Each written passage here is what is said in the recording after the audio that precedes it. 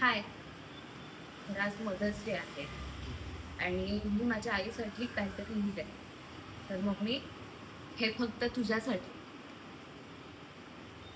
आई, तुझ्या खुशीतलं ते लहानपण अजूनही माझ्या मनात जिवंत आहे.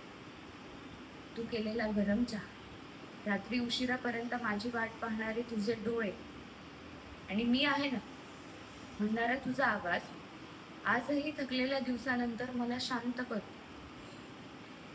एकटं राहायला लागल्यावर समजलं की घर चालवणं म्हणजे फक्त काम नाही, तर प्रत्येक गोष्टीत प्रेम मिसळणं असतं. जेवण बनवताना तुझी आठवण येते, आजारी पडल्यावर तुझा हात आठवतो, आणि रडू आलं की तुझी मिठी. तू स्वतःचं दुःख लपून माझ्या चेहऱ्यावर हसू आणलं, स्वतः थकूनही माझ्यासाठी जगणं निवडलं. तुझं प्रेम म्हणजे देवाने लिहिलेली सर्वात सुंदर कविता आहे.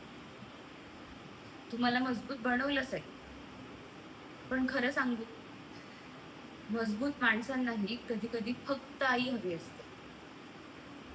आज मी जे काही आहे ते तुझ्यामुळे. माझ्या प्रत्येक यशामागे तुझा त्याग उभा आहे. आई, मला फक्त एवढंच सांगायचंय, ह्या जगात सगळं बदललं तरी तुझ्यासाठी असलेलं माझं प्रेम कधीच बदलणार नाही. Happy mothers day. Love you आणि थँक यू सो मच.